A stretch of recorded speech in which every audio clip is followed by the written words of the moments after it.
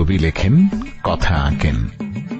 আগাগোড়া নির্মল শিশুসুলভ সারল্যে ভরা মানুষটি দেশের অন্যতম শ্রেষ্ঠ চিত্রশিল্পী এবং আচার্য হিসেবে একটি নির্দিষ্ট শৈলীর পুরোধা। তার বেঙ্গল স্কুল আধুনিক ভারতের চিত্রশিল্পের জগতে যে প্রভাব রেখেছে তার মূল্যায়ন এই স্বল্প পরিসরে সম্ভব নয়। আবার অবন ঠাকুর তার বুড়ো আংলা, নালক, ক্ষীরের পুতুলে কথা দিয়ে যে ছবি এঁকেছেন তা কাগজে কালির আঁচড়ে ফুটে ওঠা কল্পলোকের চলচ্চিত্র। শব্দকল্পদ্রুম জয় ঠাকের সৌজন্যে ক্ষীরের পুতুলের কিছু অংশ।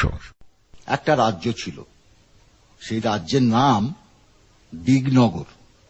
অনেক অনেক দূরে, সাগর, নদী, জঙ্গল, পাহাড় ছাড়িয়ে সে এক রূপকথার দেশে। দিগনগরের রাজার ছিল দুই রানী। ছোট রানী সুয়োরানী। সুয়োরানীর বড় আদর, বড় যত্ন। সুয়োরানী 7 মহল বাড়িতে থাকেন। 700 দাসী তাঁর সেবা করে, পা ধোয়ায়, আলতা পরায়, চুল বাঁধে।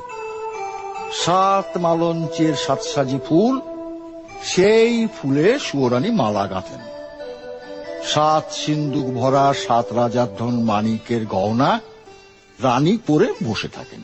সুয়োরানী যে রাজার প্রাণ, তার বড় অনাদর, বড় অযত্ন। তাকে রাজা বিষ্ণয়নে দেখেন। একখানা ঘর দিয়েছেন ভাঙাচোরা, একটা দাসী দিয়েছেন বোবা কালা, পরতে দিয়েছেন ছেঁড়া শাড়ি, শুতে দিয়েছেন ছেঁড়া কাঁথা। রাজকাহিনীর পাতায় পাতায় ধূসর ইতিহাসের জীবন্ত ছবি। মরুভূমির দেশ রাজস্থানের সেই সব আখ্যানের চরিত্রগুলি নিজেদের বৈশিষ্ট্য এতটুকুও না হারিয়ে শিল্পীর মায়াবী চোখের আলোয় স্নান করে কেমন যেন বাঙালি পাঠকের খুব কাছের মানুষ হয়ে দাঁড়িয়েছে। প্রকাণ্ড বটগাছের মাঝে পাতায় ঢাকা ছোটখাটো পাখির বাসাটি যেমন, গগনস্পর্শী বিন্ধ্যাচলের কোলে চন্দ্রাবতীর শ্বেতপাথরের রাজপ্রাসাদও তেমনি সুন্দর, তেমনি মনোরম ছিল। ম্লেচ্ছদের সঙ্গে যুদ্ধের কিছুদিন পূর্বে শিলাদিত্য একদিন জনকতক রাজপুত বীরকে সঙ্গে দিয়ে চন্দ্রাবতীর রাজকন্যা গর্ভবতী রানী পুষ্পবতীকে সেই চন্দ্রাবতীর রাজপ্রাসাদে বাপ মায়ের কাছে পাঠিয়ে দিয়েছিলেন। তার মনে বড় ইচ্ছা ছিল যে যুদ্ধের পর শীতকালটা বিন্ধ্যাচলের শিখরে নির্জনে সেই শ্বেতপাথরের প্রাসাদে রানী পুষ্পবতীকে নিয়ে আরামে কাটাবেন। তারপর রানীর ছেলে হলে দুজনে একসঙ্গে রাজপুত্রকে কোলে নিয়ে বল্লভীপুরে ফিরবেন। কিন্তু হায়, বিধাতা সে সাধে বাদ সাধলেন। বিধর্মী শত্রুর বিষাক্ত একটা তীর তার প্রাণের সঙ্গে বুকের সমস্ত আশা বিদীর্ণ করে বাহির হয়ে গেল। শিলাদিত্য যুদ্ধক্ষেত্রে প্রাণ হারালেন। জন্মসূত্রে রবীন্দ্রনাথের ভ্রাতুষ্পুত্র। বড়দাদা গগনেন্দ্রনাথও ছিলেন ছবির জগতের মানুষ। অবনীন্দ্রনাথ শিক্ষক হিসেবে পেয়েছেন ঔখিলার্দি চার্লস পামারকে।